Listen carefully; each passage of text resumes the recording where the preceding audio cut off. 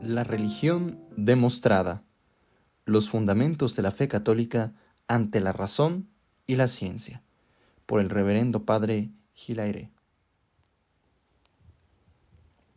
Cuarta verdad. La religión cristiana es la única religión divina. El viajero, llegado a la cumbre de una montaña, dirige una mirada atrás para darse cuenta del camino andado, y otra adelante para ver el camino que le queda por recorrer. Conviene que nosotros hagamos lo mismo. La religión cristiana es la religión revelada por Dios y por consiguiente la única religión verdadera, obligatoria para todos. Hemos comprobado las siguientes verdades. Primero, existe un Dios eterno, creador y soberano Señor de todas las cosas.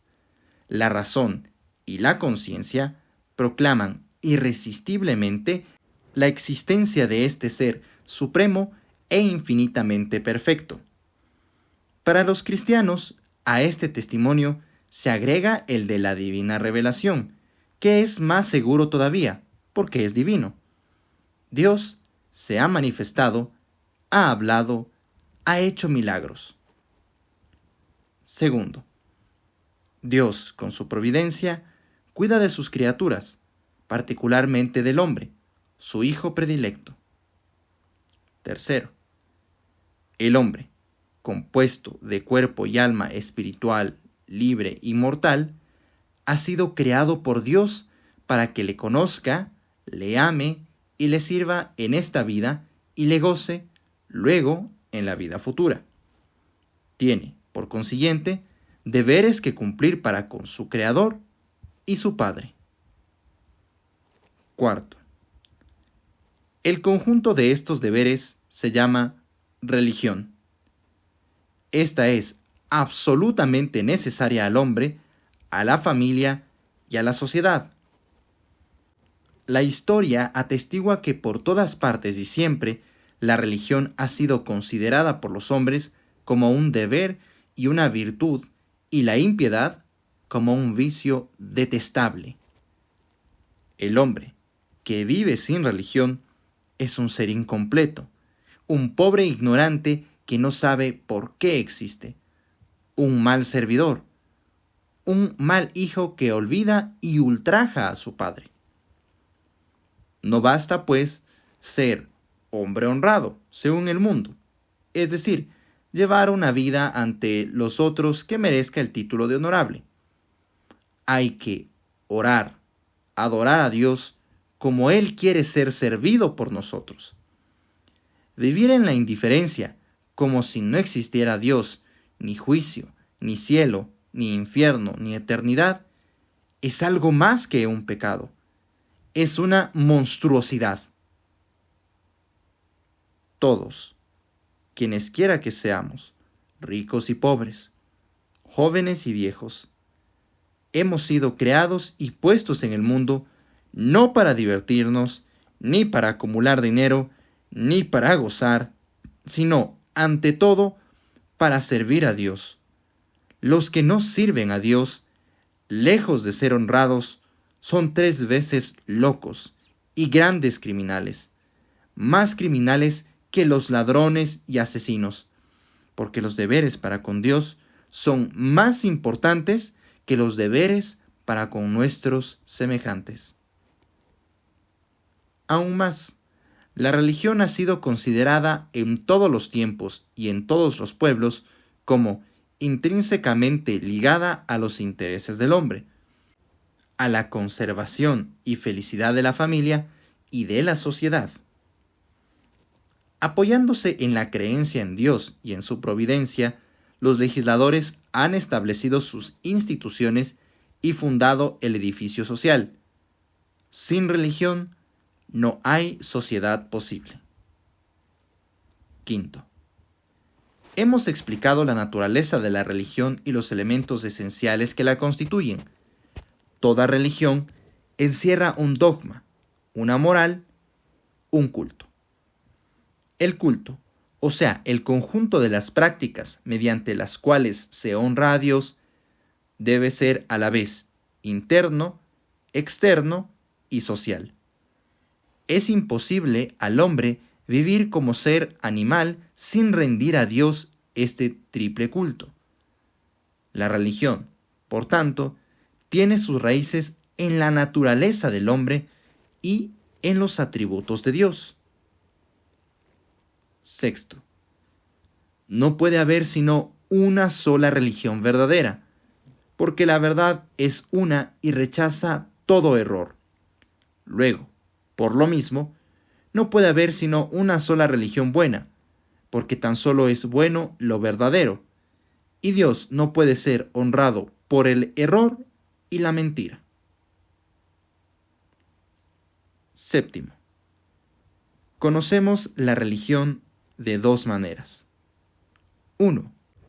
Por el medio natural de la razón. 2. Por el medio sobrenatural de la revelación. La religión conocida por la razón se llama religión natural.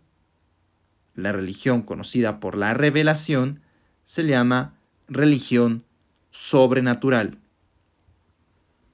Todos los hombres tienen la grave obligación de averiguar si Dios ha revelado positivamente una religión y de abrazar la religión revelada, si existe. Porque Dios es el Señor y tiene el derecho de determinar la religión mediante la cual quiere ser honrado y servido por el hombre, su criatura. Octavo, la revelación no solo es posible, sino que es moralmente necesaria para hacernos conocer los dogmas y los preceptos de la religión natural. Sin ella, el género humano, tomado en conjunto, no podría llegar a conocer, con certeza y sin mezcla de error, todas las verdades religiosas y morales requeridas para honrar a Dios y vivir bien. La experiencia de 6.000 años lo demuestra. Noveno.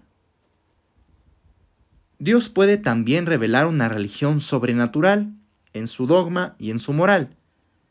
Y si Dios la revela, todo hombre tiene la grave obligación de abrazarla. Porque Dios, como creador, tiene un dominio soberano sobre todas sus criaturas, y el hombre está obligado a someterse enteramente a la voluntad de su creador.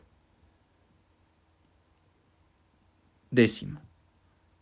En realidad, la historia nos enseña que Dios ha revelado una religión sobrenatural y positiva. Tenemos como prueba de ello: 1. El testimonio del pueblo judío. 2.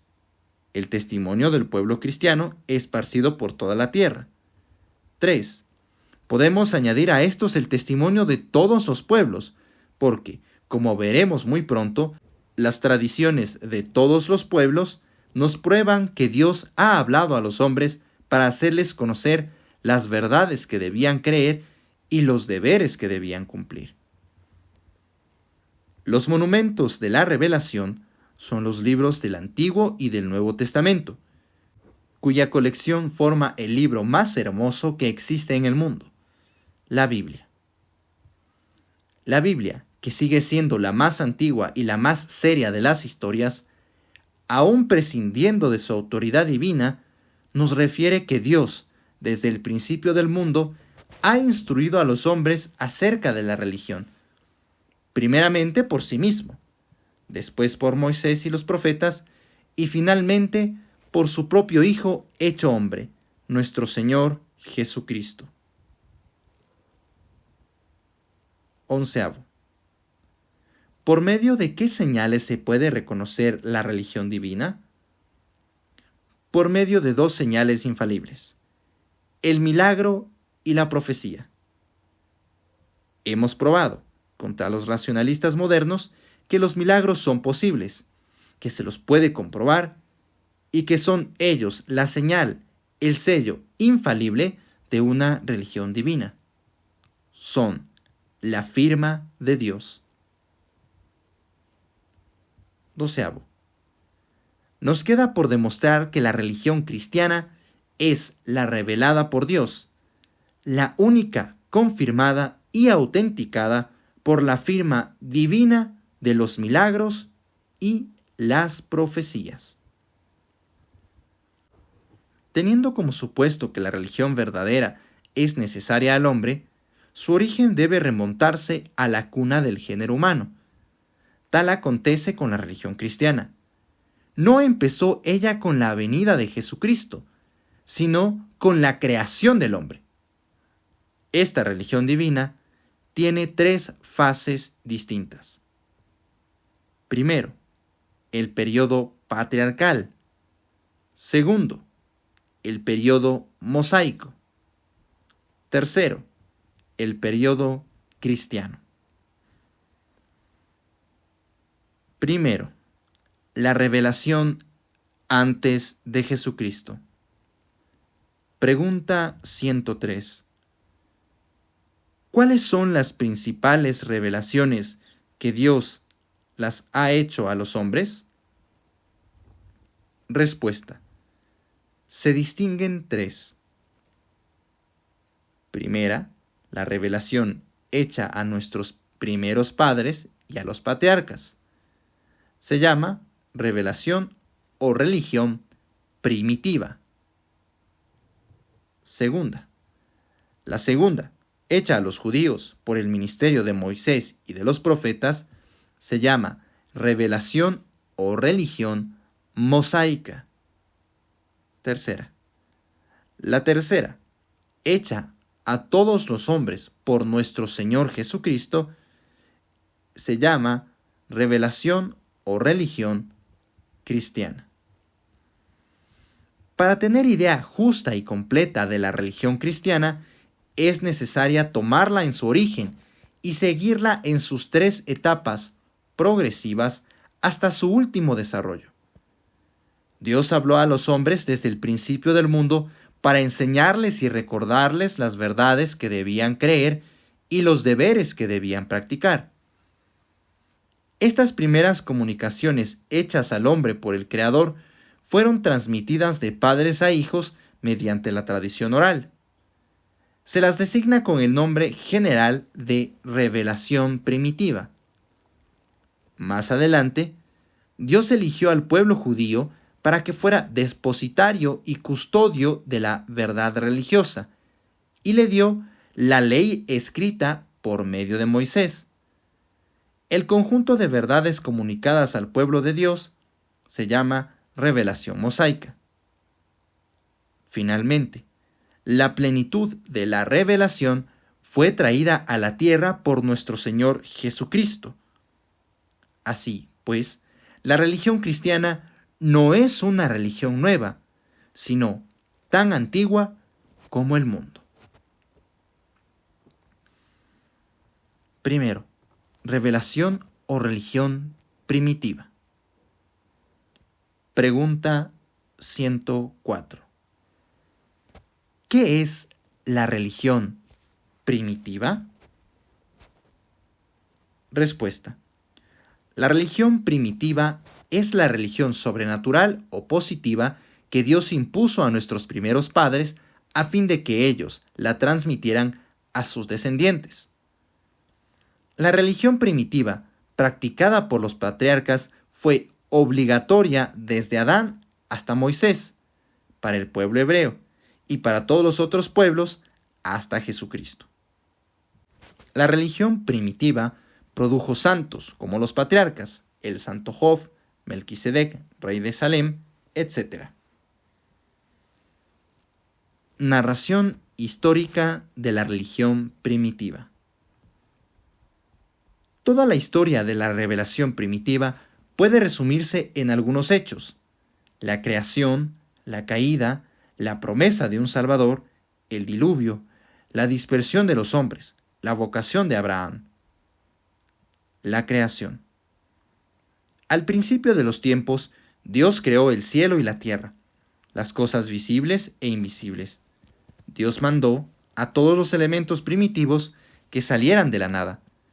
Pero estos primeros elementos de las cosas estaban todavía en la confusión, sin orden y mezclados los unos con los otros. La Biblia nos lo enseña con estas palabras: la tierra era informe y vacía, las tinieblas cubrían la faz del abismo y el Espíritu de Dios se movía sobre las aguas. La tierra estaba vacía de árboles, de plantas, de criaturas vivientes. Era un abismo de cosas por formarse. Pero el Espíritu de Dios, es decir, la virtud todopoderosa del Creador, estaba pronto para dar calor, movimiento, forma y vida a todas las cosas. Quiso Dios emplear 6 días o 6 etapas en la formación del mundo. Esta enseñanza de la Biblia está perfectamente de acuerdo con las ciencias modernas. La sucesión cronológica de la aparición de los diversos reinos de la naturaleza es expuesta exactamente por Moisés 3500 años antes de los descubrimientos científicos de nuestro siglo. Al fin del 6º día o etapa, Dios creó al primer hombre y la primera mujer, de los cuales descienden todos los hombres, y a los cuales, por esto mismo, llamamos primeros padres. Dios tomó un poco de tierra y formó el cuerpo del primer hombre, al que llamó Adán, y le inspiró un alma espiritual e inmortal. Después, Dios tomó una costilla de Adán y formó a Eva, la primera mujer. Bendijo la unión de Adán y Eva, que declaró indisolublemente, instituyendo así el matrimonio y la familia. Adán y Eva salieron de las manos de Dios, adultos ya, no solamente con todos los dones del espíritu y del cuerpo, sino también con la gracia santificante, las virtudes infusas y un destino sobrenatural. Dios mismo les enseñó por una revelación positiva la manera como debían servirle. El Creador, para obligar al hombre a reconocer su soberano dominio, prohibió a Adán y Eva, bajo pena de muerte, que comiesen del fruto del árbol de la ciencia del bien y del mal.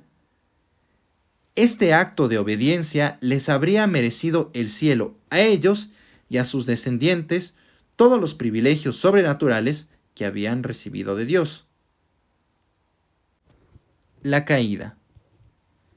Adán y Eva, engañados por el demonio, ángel prevaricador, envidioso de su felicidad, desobedecieron a Dios y comieron del fruto prohibido.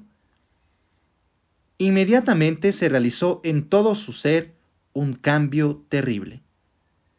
Despojados de los magníficos privilegios que Dios les había otorgado, quedaron sujetos a la ignorancia, a la concupiscencia, a los sufrimientos, a las enfermedades, a la muerte y, sobre todo, privados de la gracia santificante y de sus derechos al cielo.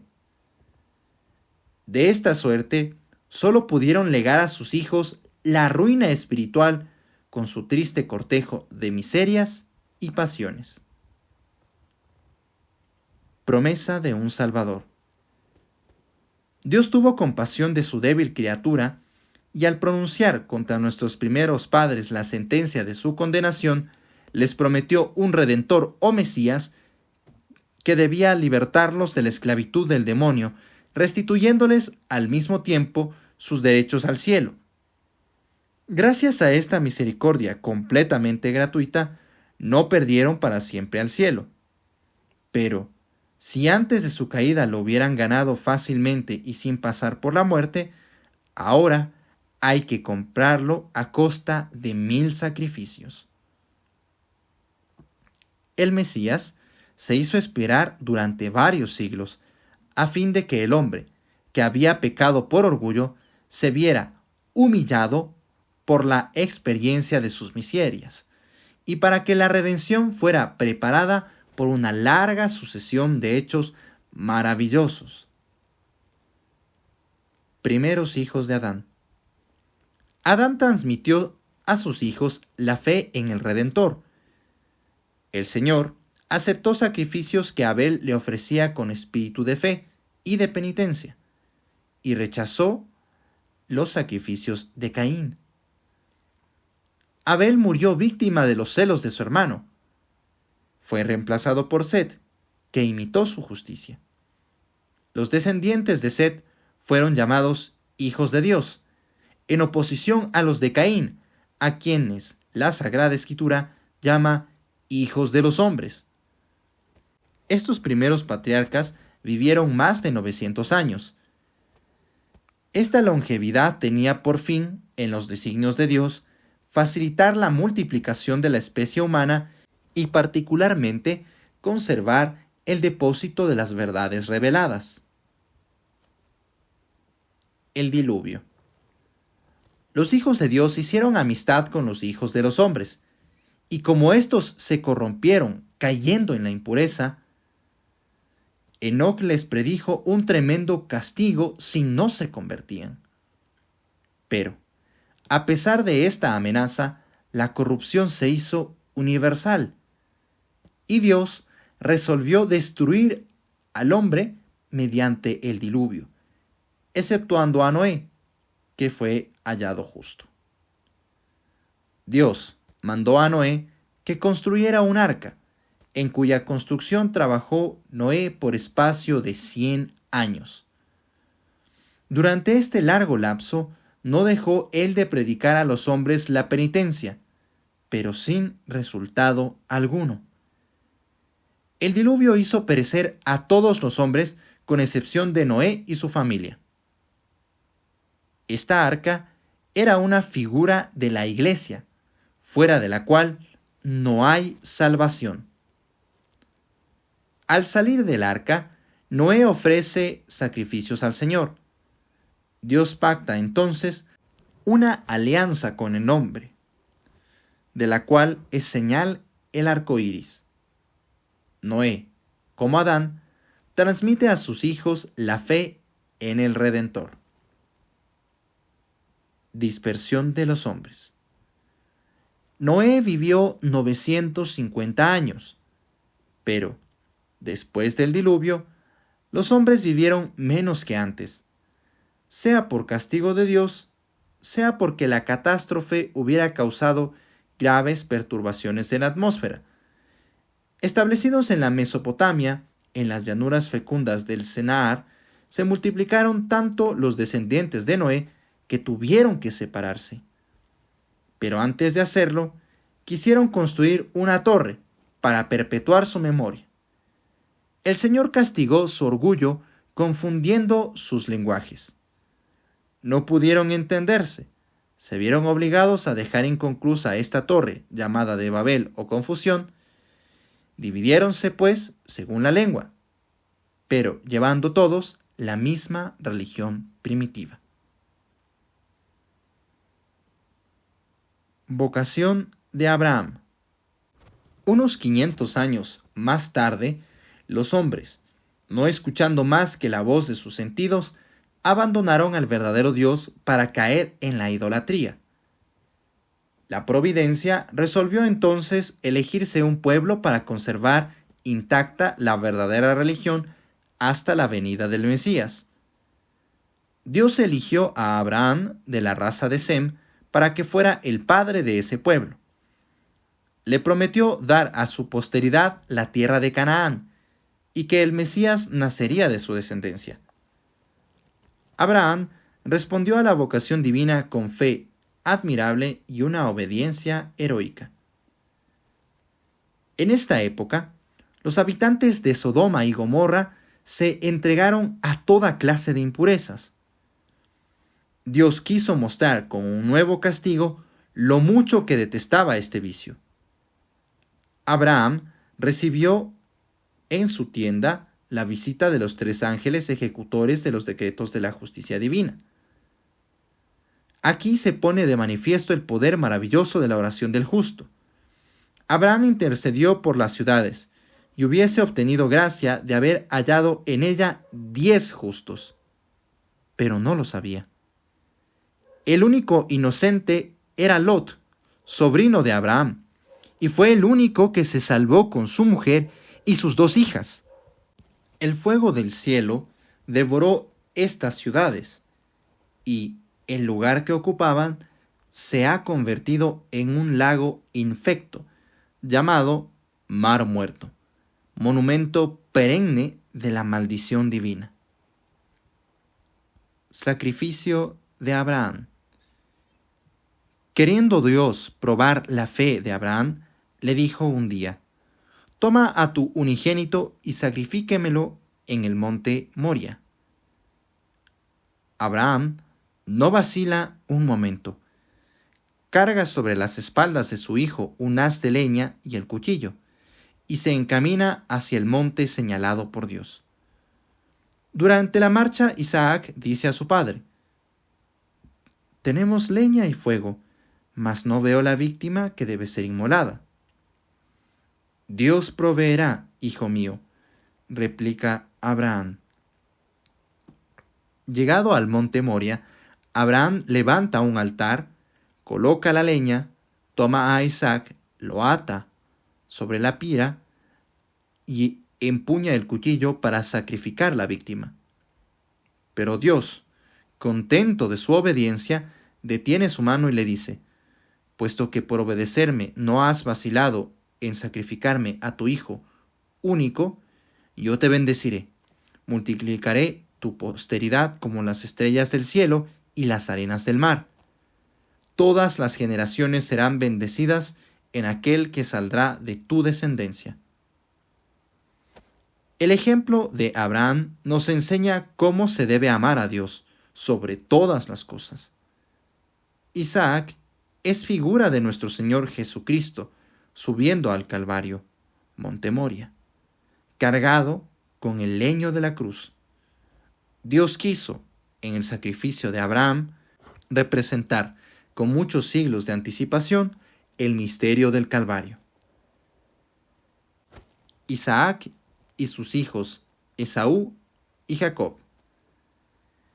Isaac tuvo de Rebeca, su esposa, 2 hijos gemelos. Lleva sentidos pueblos, el uno triunfará sobre el otro y el primero será siervo del segundo. El primero de los hijos recibió el nombre de Esaú y el segundo el de Jacob, que quiere decir suplantador, porque había un día de suplantar a su hermano. Efectivamente, Esaú vendió a Jacob sus derechos de primogenitura por un plato de lentejas. Jacob, escuchando los consejos de su madre Rebeca, se vistió con las vestiduras de Esaú y consiguió en esta forma de Isaac, moribundo y ciego, la bendición paternal, que le concedía el derecho de ser padre del pueblo de Dios y del Mesías. De esta manera, más tarde, el pueblo cristiano debía suplantar al pueblo judío, es decir, debía convertirse en el pueblo de Dios.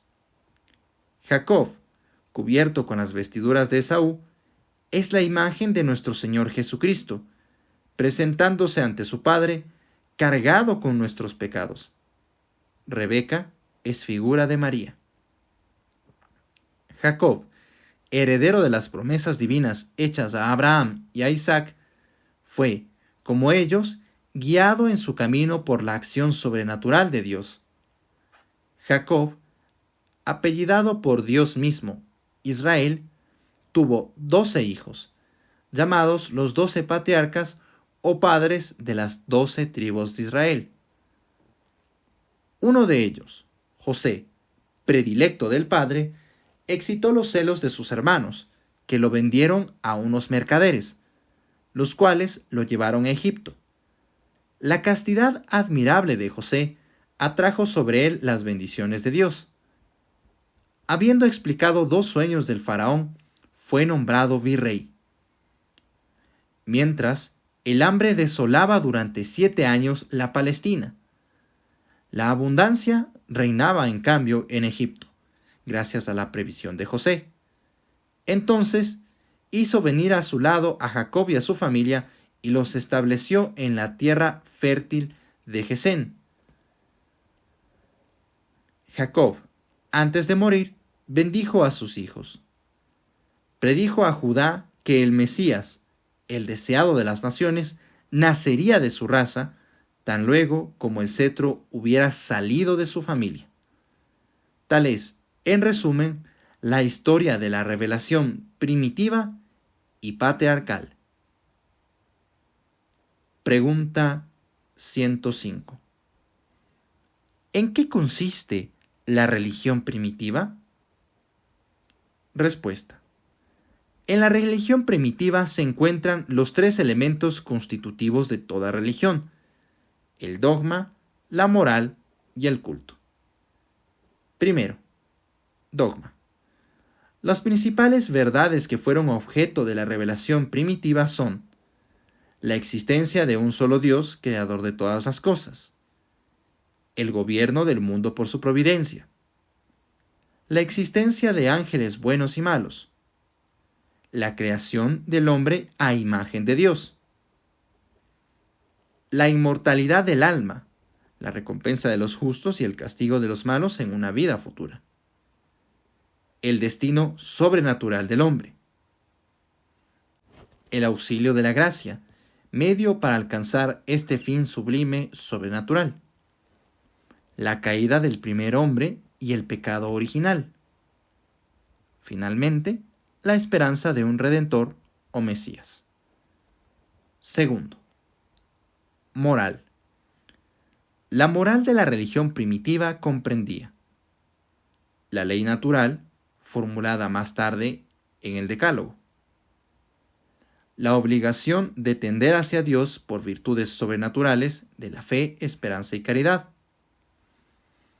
algunos preceptos positivos, tales como los sacrificios ofrecidos como figura de la redención, la santificación del día séptimo, la institución de la familia y la indisolubilidad del matrimonio. Tercero, culto. El culto de la religión primitiva consistía en la oración y el sacrificio. En honor de Dios se levantaban altares, sobre los cuales se ofrecían sacrificios cruentos o incruentos, para figurar el gran sacrificio con el cual el Salvador debía redimir el mundo. Los sacerdotes de la religión primitiva eran los padres de la familia o los primogénitos. Tenían el cuidado de conservar la religión, de enseñarla a la familia y de cumplir las funciones del sacerdocio. Tanto en los niños como en los adultos se borraba el pecado original con alguna señal de fe, por lo menos implícita, en el futuro Redentor. Se obtenía el perdón de los pecados actuales por medio de la contrición perfecta. La revelación primitiva no difiere en realidad de la religión natural, más que por la esperanza del Mesías, el destino del hombre a un fin sobrenatural y el medio conveniente para alcanzarlo. Este medio es la gracia santificante, que no podía obtenerse sino por la creencia en el Mesías y por sus méritos futuros. Pregunta 106. ¿Cómo se prueba la divinidad de la religión primitiva? Respuesta. Se prueba la divinidad de la religión primitiva por la narración bíblica, por los hechos milagrosos que la confirmaron y por la tradición de todos los pueblos. Primero, la Biblia nos muestra a Dios hablando con Adán, Noé, Abraham, Isaac, Jacob, y en circunstancias tales que estos patriarcas no podían dudar de la palabra de Dios. Estas comunicaciones divinas son hechos sobrenaturales y divinos que prueban la revelación.